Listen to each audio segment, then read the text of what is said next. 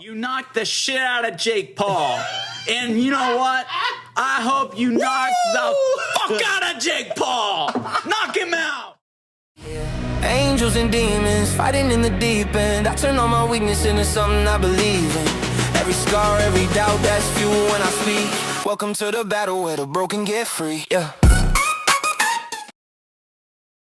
Liberté. Yeah, liberté. Liberté.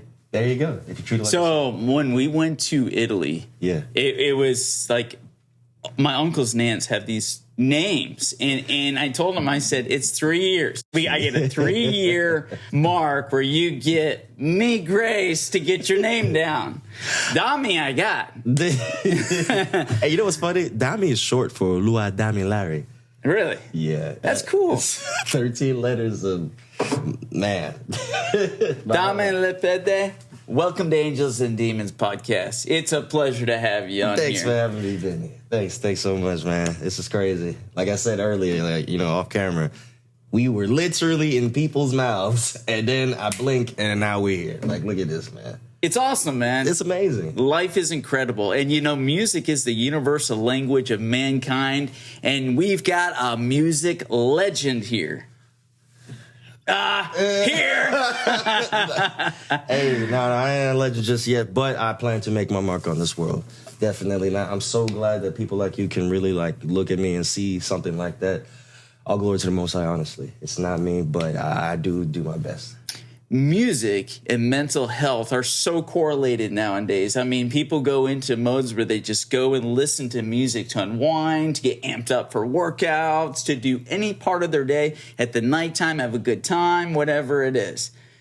What got you started in music? Tell us a little bit about where you came from, how you got over to where you are. Well, my good people. You're good people, he said. You better be. Yeah, you better. But, I was born in Nigeria. Let's do the whole backstory real quick. I was born in Nigeria. I was only about 2 years old when me and my family came. We came to Chicago, of all places, right? That's pretty drastic. That's pretty cool. But it's pretty cool. It's a city of jazz music, and it's amazing. Of course, it has its pitfalls or whatever, but what city doesn't? But what I knew for sure, there was amazing music there. And as a kid growing up, I was lucky enough to have a pretty awesome, set of parents that brought me to the church always. But apart from that, my dad also showed me a couple of old school artists that were amazing, really amazing, that really helped shape That's cool. My musical journey. He introduced me to people like George Benson, not physically, but we'd be like, hey, you ever heard of George Benson? Here, listen to this song, Breezing. And then I would, we also loved old school cartoons like Looney Tunes and Tom and Jerry. But little did I know, even at that age, I was really I thought it was normal, but I was really dialed in on the music that was really. Because you loved it. I freaking loved it, but I didn't understand. I just knew, I was like, man, there's just something going on when Tom is chasing Jerry, or when he's telling a love song, easy whiz or easy wait, my baby. I'm sitting here jamming, everybody's just watching the cartoons, So you're like, this is a good time. You're right. I want to do this. Right. This is fun. and like you said, you're in the city. Yeah. And the music just blurs it all out. You don't even know where you are. No, I didn't. All you know is that this is like the universal language that is taking over my soul, and I like it the way it makes me feel. Exactly. And it was almost like a fever dream to even imagine me being able to do it. But I always did want to do it, and for some reason, the guitar always stuck out to me. How old were you when the guitar really stuck to you? Okay, so my parents would go to church even on the weekends, and to help either clean up or do some prayer meeting or something, I would sneak into the sanctuary. You sneaky little guy. As a little kid, I was probably 6 years old, and I would be I love the instruments, don't get me wrong, all of them, but the guitar, I'd be like, let me touch it. And then the custodian guy, hey, don't touch that. Yeah, he was like, and I was like, oh crap, he found me. And it was that's $800 right there. It was probably a really nice guitar because that band was smoking. It was crazy. It was so I would just be touching it, messing with it. I didn't know how to Plucking those strings. Yeah, like getting something, feeling the vibrations, you know. And I said, man, one of these days I'm gonna do this. My parents actually put me in violin for maybe a year or something as a kid. But back in Chicago. Back in Chicago, yes. Okay. And so I have no violin skills whatsoever. But at that time, because you didn't love the violin, you loved the guitar, right? I would say, I think I was just a little immature. Okay. That's just what it is. I was going through a little bit of just immaturity, and like my dad had to drive trucks when I was a kid, so I didn't see him as much. But he's on the move, on the go. Yeah, so maybe I think psychologically that might have had something to do. Like, I was really smart as a kid, but like I didn't take no junk. Like, somebody would cut me in line. I was like, hey, I suggest you get behind me. Now, get behind me. Or if they're like, hey, look at that African kid with the super long name, ha, ha, ha. And I was like, all right, you got one more time to say that. I'll break my guitar on you. Behind the line. Before I had a guitar. You got a voice. You got a voice. No wonder you got in music. You're ready to sing, too. You're like, guitar and I'll talk. I guess so. But... man, that's just how that went, man. But so the guitar, you finally found that the violin, you moved more into the guitar than the violin. When I broke the violin in class when I was mad one time, yes, that's when they were like, "Yeah, we're pulling him out." And, and you know, we moved to Jacksonville when I was about 9 years old. And, wow. Yeah, you are a Jacksonvillian. I'm a Duvalian. Yeah. Go Jags, right? I'm a night job boy, but I'm a Duvalian. Yeah, I like it's always go Jags. Come on, Trev. I like Come that. on, Trevor, Jags. do it for us. Come on. Man. And Hunter, please, you know, get a little more muscle and get uninjured. We miss you. And when we win this Super Bowl, we want you for the next year to win the second Super Bowl. You feel me? We are winning. We are winning the Super Bowl. We are winning the Super Bowl. I'm saying that now. And Thomas, he needs to step up, do the go route. Travis Etienne, go through, do what you need to do. What he said. Move the chains. Move the chains. Little, keep doing what you're doing. Duval. Yeah, you beat me. Duval. Hey, this is what happens when two tourists get together, man. Much love, man. So you're back to, so you moved to Jacksonville when you're nine. Yeah. Okay. So of course a little more maturity from 6 to 9. And it's just, I still love music. I'm trying to figure out some type of way, but I just can't find anybody. You know, there's nobody to sit there and be like, hey, here's an instrument for free and let me show you something. And so I'm just going for years and years. And then I'm like, okay, I get to a certain age, maybe 13 or 14. I'm like, okay, no guitar around, but I'm at a church again. It's an African church. It's called it was called Goi Chapel. And it was under the Redeemed Christian Church of God. And my parents, of course, were really they're pastors now, and they're always been involved. So they're just going on ministers there, and of course. That's why you're a beautiful person. And I'm not just saying that, but religion and God is underestimated of the power of God. Super I mean, when he moves and shakes, I mean, the church and the vibration are like literally in the hands of God. I mean, praise and worship is powerful. No, for real. And I can imagine. No, not imagine. I can remember when I was young, and I swear I would definitely get. I would be talked to about God. Like I had a dream where he would literally come. I assume it was Jesus or something, and he would come and he would be like, "This is the dark door," and it was like a black, hellish looking door, and then this is like a door of light, and it's just like pick. And I was like, I had to be in elementary school, you know. Damn. And you're right. And I'm like, this is insane. I would tell my parents, and they're like, yo, that was a vision from God. He's telling you that you will be destined for great things, but you got to pick the right door, you know? And that's a good way to pick anything, is you have choices in life, right? Yes. And he put in front of you, hey, here's the light door, here's the dark door. And you know what? Literally every day we have that choice. We surely do. We have that choice. And so at a young age, you walk through what door? Hey, I hope the light door. I don't do anybody wrong. I make sure I'm fair. I read my Bible, I pray, I take care of mine, and I make sure that in everything that I do, I can look up and be like, that was cool, right? All right, bet. We're good. I love that, man. I love that. So at 9, you really start. Where did the guitar start to blend in your blood? Shout out to Jimmy Walimasi from the Congo. That is my homie, Big man. When he came to that church, I had to be 15 or 16 years old. And I was so happy. He pulled out a guitar and he was playing like a sukus makosa, which is a West African, really Congo dominant style of guitar. Nice. Not an easy song to play. Not an easy style at all. But it took you.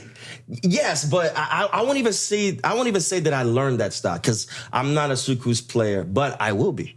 But I was just so happy. He will. Trust me, he will. There's nothing he can't play. Like, I mean, anything. But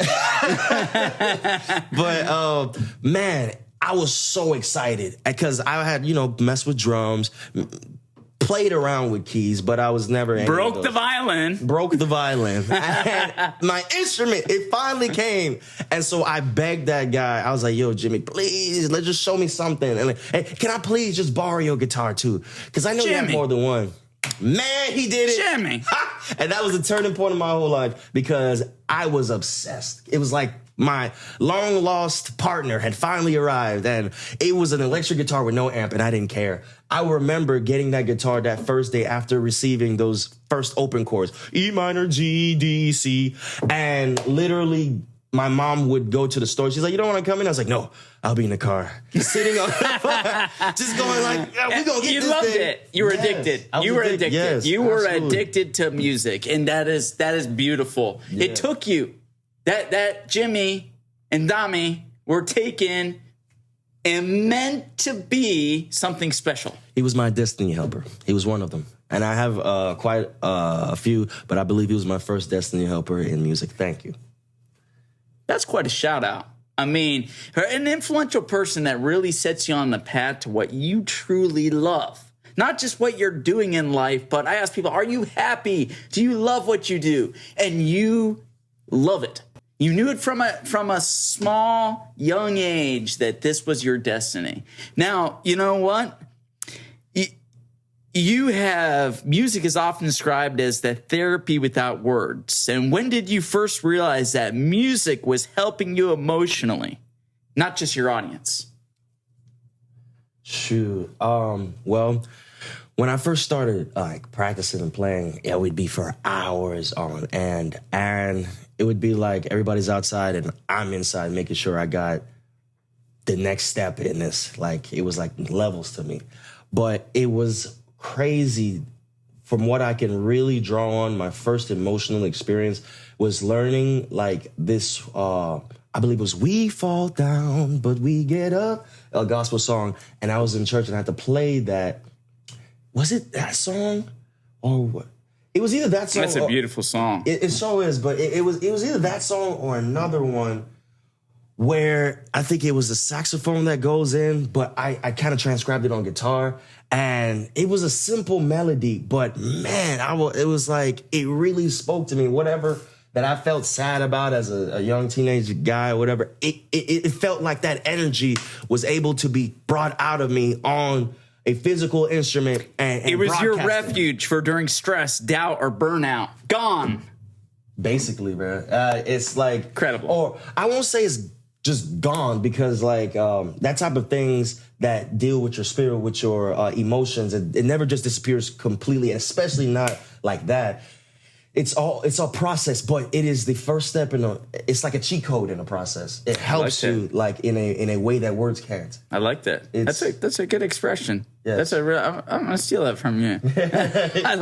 I like that because it was a cheat code for you to put in the emotion and gain the emotion of what it gives. I mean, I have always been amazed at how band members, some of the greats that you're talking about, can go and strum one chord and 50,000 people stand to their feet.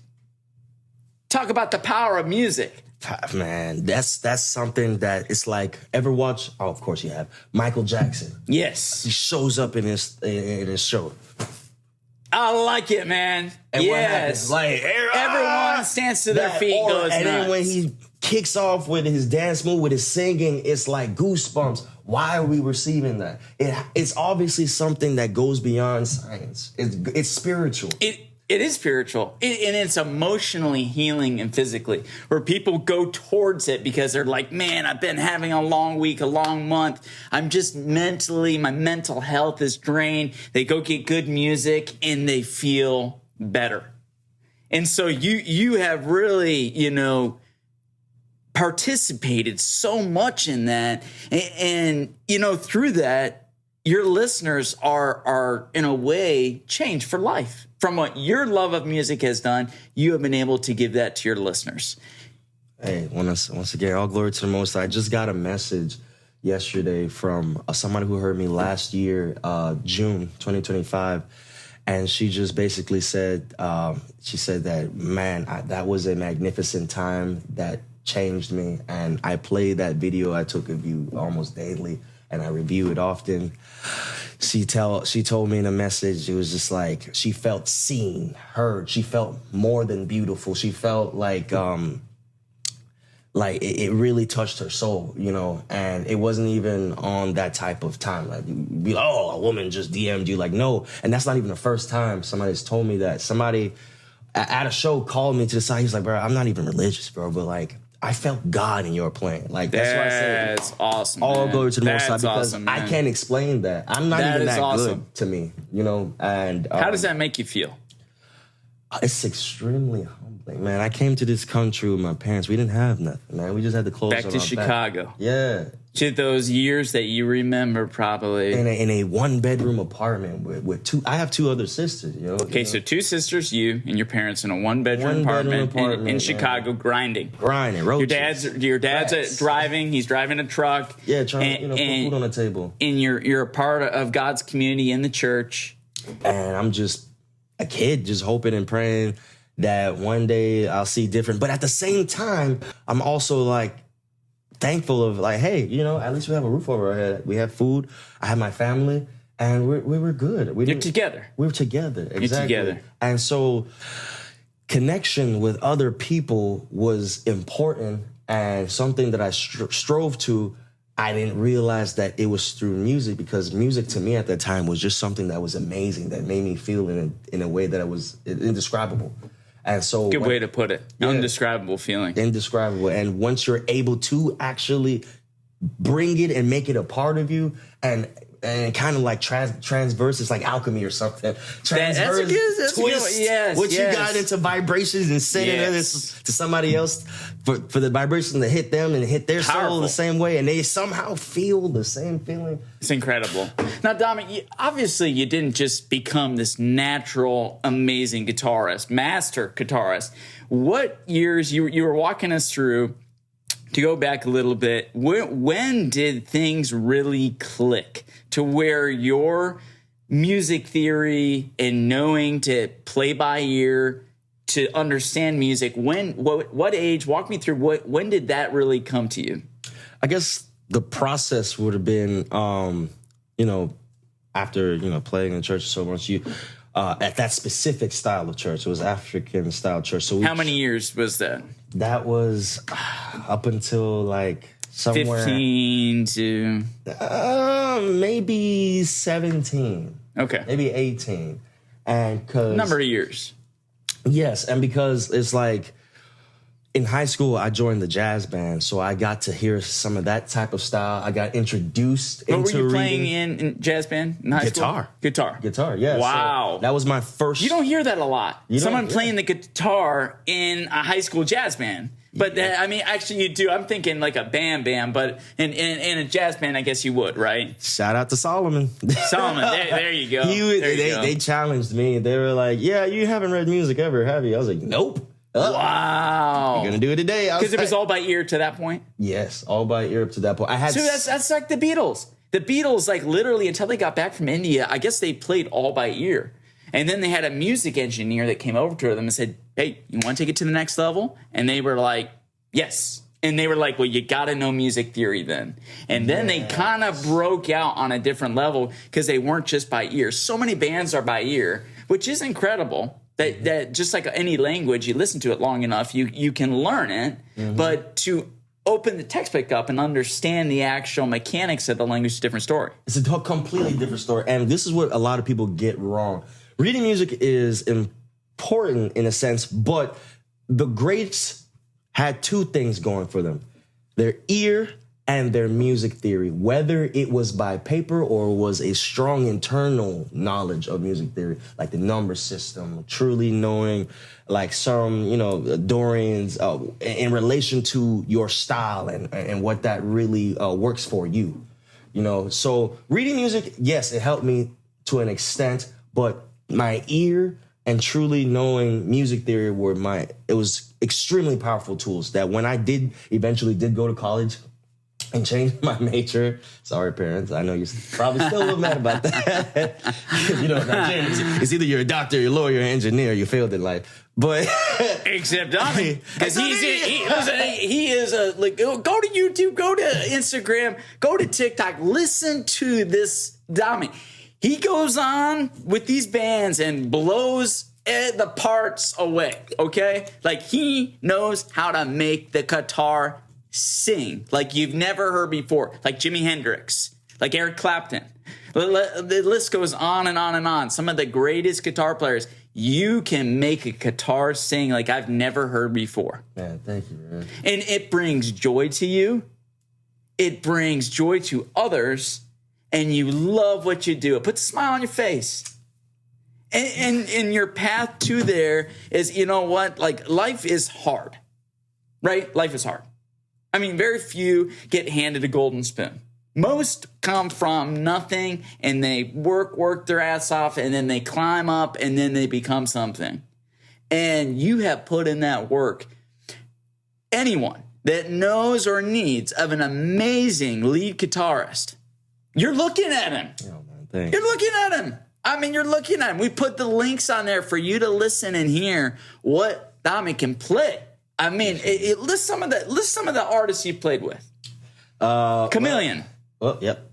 Well, I wouldn't say I haven't performed with her, but I did collaborate. Collaborated with KaMillion. Major Nine featured on one of those songs as well. Major Nine, big deal. I had the opportunity to play in certain churches that hosted like big gospel artists, like the legendary Kurt Carr. He also happens to be a brother of Phi Beta Sigma, which I am. Blue Fire, you feel me? Kurt Carr, Ernest Pugh, Jekalyn Carr. You've been on cruise ships. Yeah. I just did a stint with Virgin. What? We were on a Virgin cruise ship? Yeah, it was just two. That's so cool, man. Two what's it called? Contracts with them under the Chris Thomas project, and many other things. I guess I have a list somewhere, but I kind of forget about it because I'm really living in the moment. Good for you. Good for you. I have to because this is all we have, and I'm looking towards the future, bigger and better at all times. So if someone calls you today, are you ready to go? I'm ready to go yesterday. Look at that. He's ready to go yesterday. My guitar in the car right now. Look at that. That's awesome. Now, with your role as a guitarist, what makes or breaks the band? I would say what makes or breaks you as a lead guitarist in a band setting, bro, you got to learn parts. My point in this is listening to music, is learning music by ear almost more important by learning it the mechanical way, like you would at a university. Because you have a degree in music, right? Right.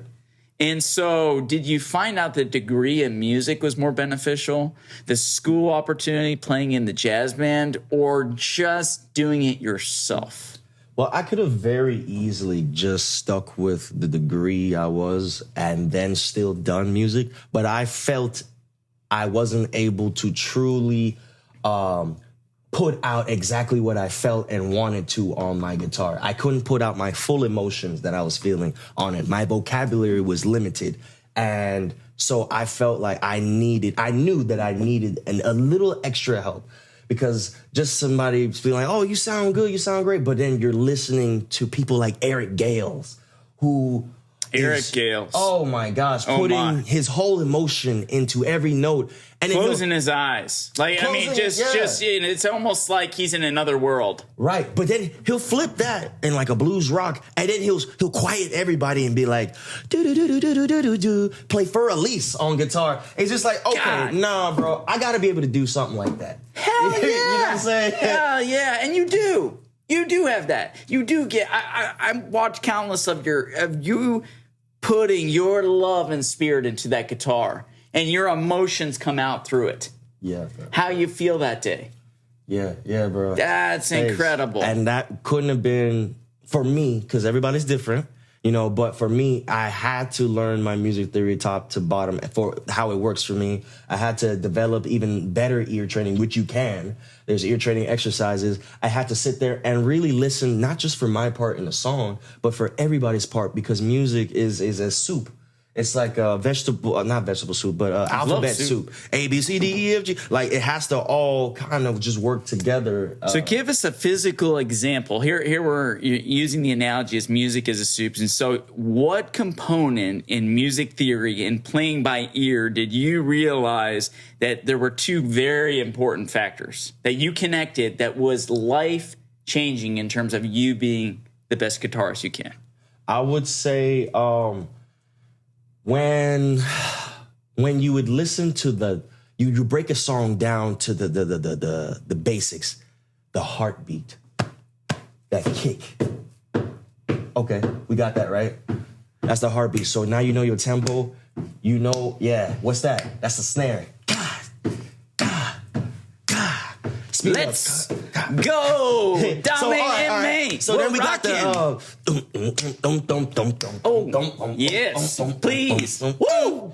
Hey! We're back to Michael Jackson. But yeah, that's good, man. that is life. Yeah. I was like, this is almost like we're looking at the inside of some kind of musical giant and how his body works. And then it clicked for me. I'm like, yo, okay. Boom. Okay, so this isn't just a cacophony of random sounds. No, this is a scientific, spiritual, like experience that's going on, and you have to fit in. Get in when you fit in is a true statement, like for real, because it's not just about the guy who's screaming into the mic or the guy who's screaming into a solo. That has a part, and that's what I had to learn even early on, because I was excited at first. I learned, you know, a couple of scales, a couple of licks. I was like, yeah. As soon as the song going. Whoa, calm down, young buck. Calm down. We just started, bro. You're gonna run out of licks, which I did. And save it. It's almost like a crescendo. Like, I mean, music is always leading somewhere or going to somewhere. Like, it always is building or it's going somewhere. Dynamics is super key to any song. It's gonna start off, even if it does start off hard, it will come back down because it's breathing. Where you're at the melody, and then all of a sudden you're at the, you know, parts of the verse, song. The bridge, yes, where you're at that bridge or your verse where you're kind of winding it down. That's so important, isn't it? The energy for each one of those parts. No, absolutely. And I don't know, he said I'm some kind of master or whatever. I ain't there yet, because I'm still to this day perfecting it. No, he's a master. He is a master. I mean, you can, listen, don't take my word for it. Listen to the links are on the podcast. Click on his stuff. It's incredible to know that what he's done from by ear, gotten his degree in music and accelerated that. He's always in a coaching mode to where he's learning daily. I'm a big martial arts fan, huge UFC, MMA fan. And what I love about them, because it's a discipline, it's a true discipline. You'll see a guy that looks like almost like a martial arts god. Anthony Joshua. Okay, that's a boxer, but I love fight sports. And of course, my fellow Naija boy, Anthony Joshua. Yes. Yo, kudos and much love to you. You brought great... you knocked the shit out of Jake Paul. And you know what? I hope you knock the fuck out of Jake Paul. Knock him out. Broke his jaw in two. Get that trash out of here. And his brother. I just want you to know they will never fight again. No, get that trash. Where did that white trash come from? Oh, he said look at that white trash. I'm going to come in the pen and I'm going to beat you up. You are, boy? You're like a little bitch crawling on the ground. I mean, come on. What this was is that kind of podcast. He was down sucking his dick. Okay, so Anthony Joshua to boxing is how Dami's gonna be to the guitar. So you come up against him, or you don't get him before he gets taken. You're gonna be at a huge regret. All I know is prices will be going up, amen. But until we get there, hey, kudos to you. You put on for Niger just like Israel Adesanya, just like Kamaru Usman. Yes. Hey, I just got the that's utmost. really. Thank you for recognizing and naming those others. Yeah, I have to. Yo. Those are legends from Nigeria, and you gotta answer. Dami is from Nigeria. Salute. You have brought your country, and you've made it proud. Yeah, of course, and so many have made it proud. Hold on, let me shout out to my people. Baoni, hey, yes. Rukomi Olua Damla Olua Thomas Samuel Chibuzo Likbede, Obani me, Obama.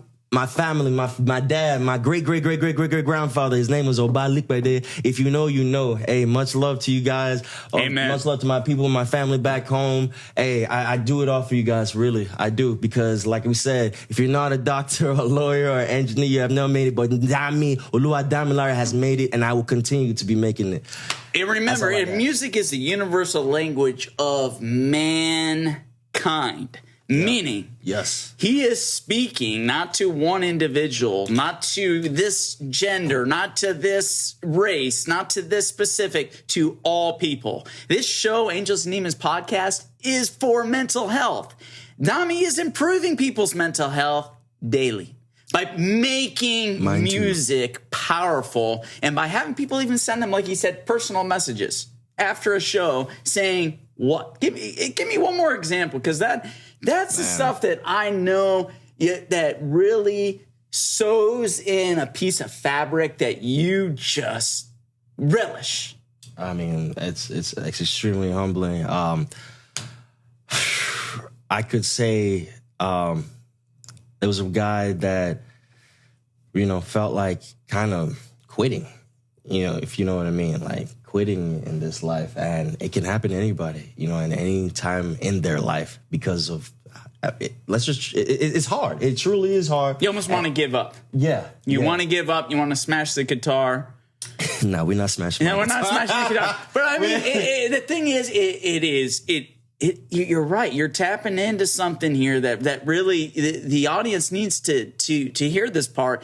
Life is hard. It doesn't matter what good moments you have. You come back to an equilibrium. Yeah. It doesn't even matter if you're doing drugs right now, heroin, cocaine, crack, whatever, you come down. You might get high, but you're going to come down. You're going to come down. And so there are those then low moments without even doing drugs, with just living life, that you get kicked in the nuts. And when you do that, when you are on your back, what do? You look up. You gotta look up, because that's it. Because, man, look, you got to look for that way out, even if you don't feel like it's there, because it's truly there. There is some type of way out, and it starts internally. It starts, I'll just put myself for an example. I've gone through some dark times where I just felt like, share one. Just go into one. Give me some meat and potatoes. Some details. Oh, Lord, I'm a private guy in a way. But give me one moment that you felt, because I mean, everyone, even in this podcast, like, I mean, you fight, you grind, you keep going on, and some days you look at it and there's nothing coming your way. It's just, you feel like you're doing something and there's just nothing working. Nobody's interested in it. Nobody seems to care. They want to pay pennies to the dollar. They want everything for free. You feel like your talent and your skill is just, a waste of time and energy. And you're thinking, I'm getting older. I'm getting scared. Yeah. Because did I put all this energy into now? Is my dad right? Did I need to be a doctor or an engineer? He's in my mind. You know, and it's real though. It's real. And everyone does it in some way, don't they?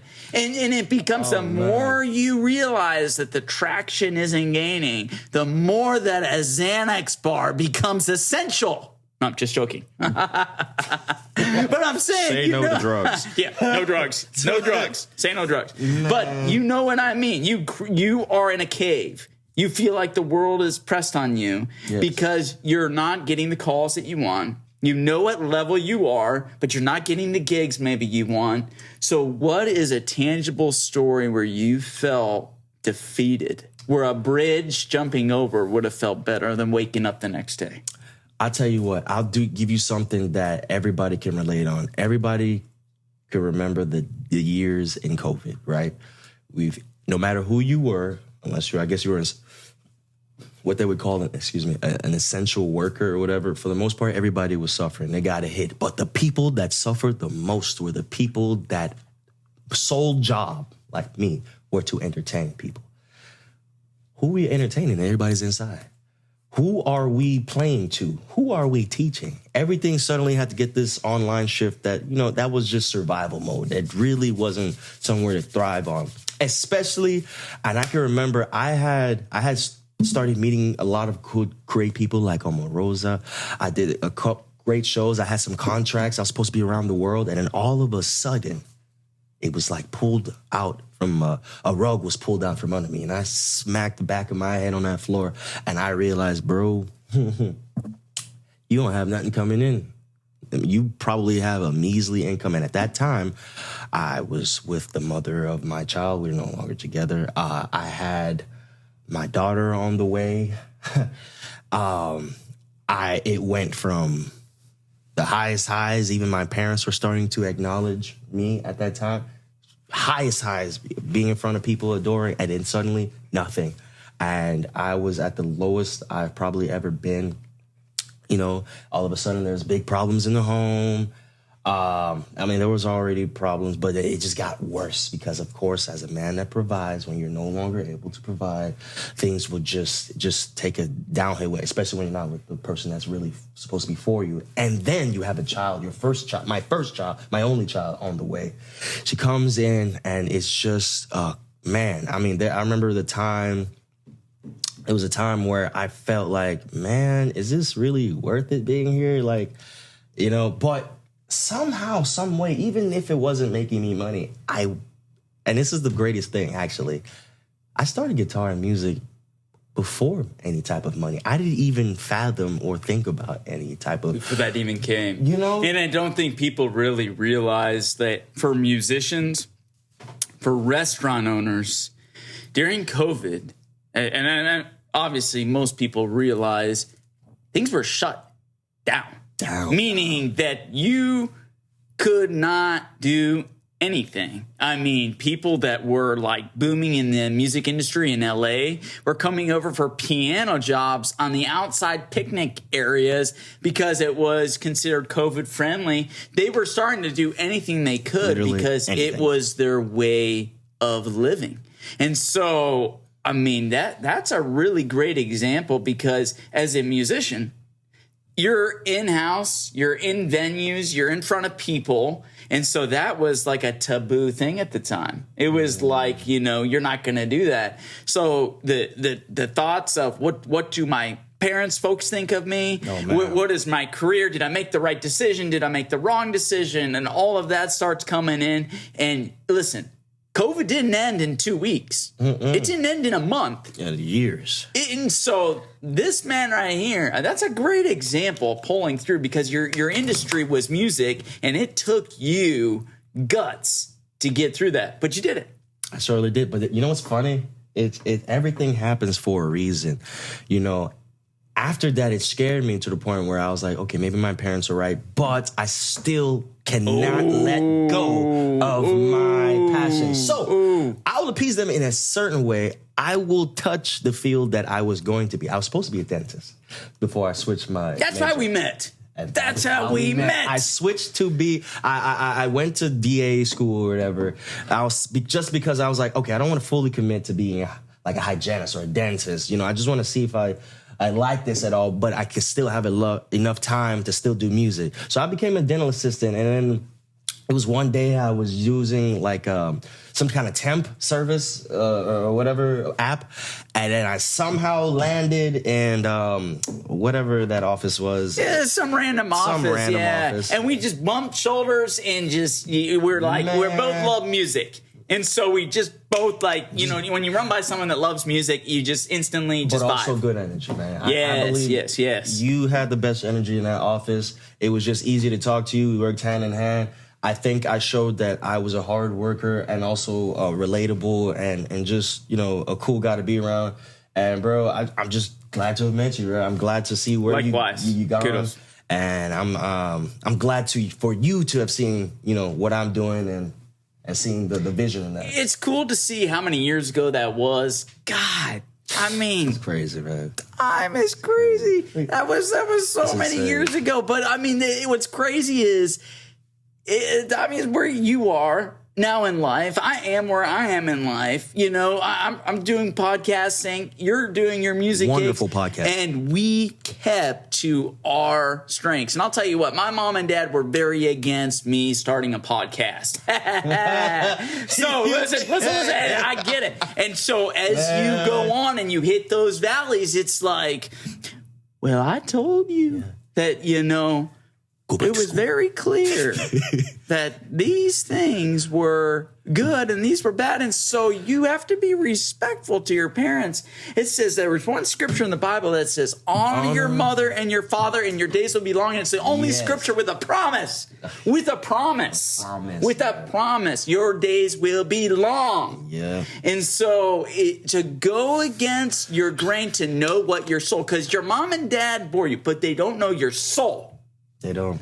Your soul is what is inside you that gives you the energy you give the world. Yeah, and you can't hide from it. You can't run from it. Nope, it draws you. And the music took you. Music took you here. It's taking you, and it's bringing you to a pinnacle to where you're going to be like Anthony Joshua, where you knock the shit out of that boy. And you're going to be on stage, and there's going to be another guitarist, and he's going to run off naked off stage. No, he's bro, we can play together, bro. It's not a competition. But I mean, I'm saying he'll smoke it. And I'm telling you, you want this man on your band because he's getting so many calls right now that when it comes down to where you're in such demand, there's only so many times you're going to get that window of opportunity and it's going to be gone. Yep. So this man right here, he knows all the little things from not only beginning to the end of the journey of the COVID battle and that vulnerability for him to share that story, but also where you are now. You look forward. You look progressively because you see life as an opportunity to make it whatever you want. You have enough rope to make anything you want of it or hang yourself. And you are making something beautiful. And where are you going next? Tell us, where are you going next? Where do you want to be? You have a magic wand and you can be, who do you want to call you? Right now. Who do you want? If you could pick jazz, let's say jazz bands, could be New Orleans, Nashville, whatever it is. Who do you want to, whether it's solo, because you mentioned some solo stuff. Yeah, that's so. Maybe you should be calling him just for consultation on parts of their band, okay. How it sounds, the dynamics. Well, I'm a guitarist that can fit in many situations. I like R&B. I love R&B. Mario and Neo are my two favorite artists. There you go. Okay. Yeah. All so right. I really like R&B. That's pretty cool. Give me the value. Give me some metrics, they would say, or KPIs, whatever a company would say, of what are you going to bring that's going to make and change the band that you join? Well, if I'm to be in a band, well, I tell you what, not only can I play my part, but I will give you a sort of another side. Dami Hendrix comes out, and that what really matters, I feel, on this grand stage of things is captivating audiences, making sure they never forget what just happened. I'm not Prince, but I do a spin. I'm not Hendrix. I ain't gonna break my guitar, but I'm gonna get on the table. He is. He can do it all. I mean, he can do the Hendrix. You give me another guitar, man. Yeah, he can do it. And I would say, honestly, at the level that you are, you're beyond where Eric Clapton is. There's nothing Eric Clapton has played that you can't play. You agree? Much love to you, Eric. But yes, that's true. Yeah, I finally got something. I got something. But that's not fair because he came way before me. Well, it's okay, but that's footage. What he can offer. And the thing is, dynamics of knowing how to work as a team, how to travel as a team. You're not going to find a more team player. Because I mean, I worked on a team with him. I know on a different level, totally outside of music, that he's just a team player. And once you understand how to work with a team, no matter what the industry is, you know how to blend. He lived in a house with 2 sisters, father and mother, and a single studio apartment. And you worked it out. You surely did. In every facet of your life, you've proven that example. Yeah. It's beautiful. Yep, I mean, I've been knocked down so many times. I actually also want to be a soccer player. I mean, I love soccer. It's really football. But, you know, we're in America, so I love it. Is he the real deal? Oh, he's amazing. Okay. I was skeptical at first because when somebody ever says... He's young. Isn't he like 17? I think he's 19 now. 19. I think so. But he's in the World Cup. He's going to be... He's probably going to be in playing. LA. He is probably going to be playing in a World Cup. But right now, he's playing in Barcelona. He's doing an amazing job. And he's already being called the next Lionel Messi. He's a left footer just like him. And Lionel Messi is the GOAT. Yes, he is.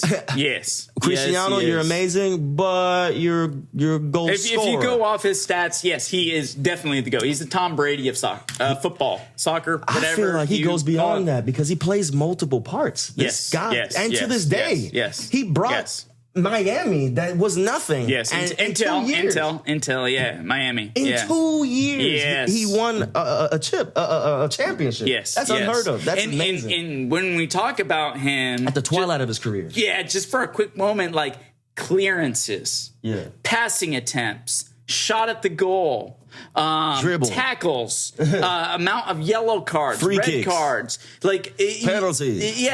The man understands the game, and that is a true team sport. And he has mastered that. But when you give him the ball, as far as dribbling, like in ball control, he has that unmatched difference. Than like David Beckham was a great corner kicker. Always be known for that. He defined kind of that corner kick and all that. But Messi just took it to another level. Messi does everything. You are too. And the point of this podcast is to put you in a position so like Anthony Joshua, like any other of these athletes, you can rise up and put a band in the highest position they want to be. And you have the ability to do that. With flair. With flair. You hear that? With flair. So what we want today is first 2 things. One is for you to understand that music can improve your mental health. Whatever condition you're in, whatever struggle you're going through, music heals all things. And because music heals all things, even tune in and listen to some of his music. It's amazing. We put the links on the website. Go ahead and listen to it so you can tune in and see how healing it is. May I please add as well? Yes, go on my social media, please. But I was able to do a project with a group called Waveheart. Shout out to Big Hack. And me, him, and Frank Dog, shout out to Frank Dog, we kind of just, for a little while, we haven't made any, well, Waveheart is gone past me. I've decided to put my energy in other things. But for the little stint that we have some, what do you call it, lo-fi, but it's like, it's more than lo-fi. It has a melody, a life, at least when, I was in it. And there's a specific album that I really love called I Dream of Love. And I was able to name that album and the songs. And please just, go through and listen to that. It's out on every platform, Apple Music, Spotify, you name it, YouTube. And just please give it a listen, no matter what you're doing. If you're just chilling out, there'll be more, for sure. Say it again. Dream of Love. I Dream of Love by Waveheart. I Dream of Love. WAVHEART. Go Waveheart. check it out. Please go check it out. I made a couple years back. Subscribe, I mean, we're in the time. It's 2026, everyone. Listen, I'm not trying to be that guy, but you know how much a like, a share, a this, a that does in this world. It's everything. So just do him a favor, give it a listen, give it a like, pass it around to the next neighbor of yours, and let this man's legendary work be known, because he is not just going to be on cruise lines. He's going to be someone you're going to spend a lot of money for a ticket to go to a concert and watch him play. I'm telling you, and it's just around the corner. Dami, my guy, it's coming to the point. I hate it, but welcome to Angels and Demons podcast. Until next time, we're gonna do episode 2, and episode 2 is gonna be you, word, and the band of your dreams. You're gonna bring the whole band in, and you're gonna remind everyone what a meaningful opportunity it was to be a part of this day for this podcast, which is the first episode of season 3. And then we will get to see you in a little bit of time be in the role that you are going to say, Mom and Pop, the tickets are $900 for just the nosebleed section, but I got you front row seats. And it's because your boy loves you with his whole heart. And thank you for believing me in the times that seemed rough, but I got through it. And now I'm at the highest level, and I respect you, love you, and now come enjoy the show. Put it there. Man, thank you, bro. Thank you. And to everyone listening, we appreciate you. We can't do it without you. So please subscribe, like, pass this on so that they can hear Dami Lapiti's wonderful, incredible music. Now, in the very beginning, I listen to people's names very carefully, but he is going to correct me so you know how to pronounce his last name the correct way, the Nigerian way. Give it to us. And this is why on stage I go by Dami Hendrix, other than the fact that I just love No, give it to us. But yes, Dami is short for Lua Dami Larry. My last name is Likpede. Try that, practice. Lipede. Lipede. As in day. Not night, day. Yep. The day. All righty. Thank you for listening to Angels and Demons podcast. Our guest today, Dami Hendrix. Thank you for having me. Until next time, we have an exciting guest for you. We have a film producer, 7 Emmy Awards, filmed for Clint Eastwood, Scott Eastwood, and I'm telling you what, A Perfect Wave with Scott Eastwood is amazing because he didn't know he was a prodigy of an affair that Clint Eastwood had. Whoa. He found out during the filming of the film that his dad had this affair. And due to this dad, Clint Eastwood and Scott Eastwood, did not speak for a long period of time. And the movie called A Perfect Wave brought them back together. And wait until next episode to see how that happened. Thank you for listening. Until next time, cheers. Real deal. Hey, subscribe, yo. Angels and Demons podcast is amazing, yo. Come on, please subscribe. Give it a like, everything for you surprised me. Hey. Oh, right. Snap. He said whatever he wanted to say. Man, you a wild man. When you said white trash, I said, oh. That's the kind of podcast we are. Yeah. Angels and demons fighting in the deep end. I turn all my weakness into something I believe in. Every scar